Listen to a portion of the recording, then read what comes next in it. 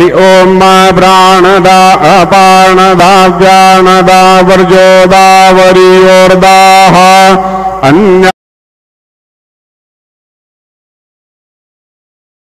स्ते अस्मदबन्तु हेतयः पावस्मदग्नो शिवो भव चतुष्कोणमण्डलोपरि नैवेद्य पात्रं निदायेत् गायत्री मंत्राणि पात्रान् सम्प्रोक्षयेत् धेनुमुद्रयाम् अमृते कृत्य ग्रासमुद्रयां प्रादर्शयेत् नैवेद्यं निवेदयामि।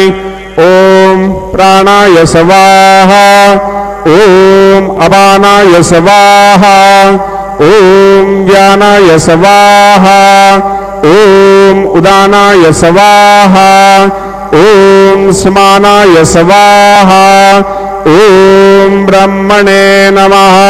नैवेद्यमध्ये पाणिं समर्पयामि पुनर्नैवेद्यं निवेदयामि।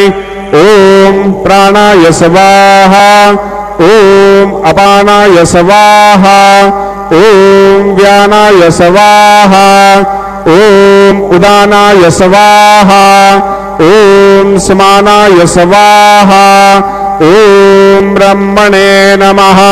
नैवेद्यं समर्पयामि हस्तप्रक्षालनं समर्पयामि मुखप्रक्षालनं समर्पयामि। शेषोपचारार्थे प्रार्थनापूर्वक नमस्कारं करोमि।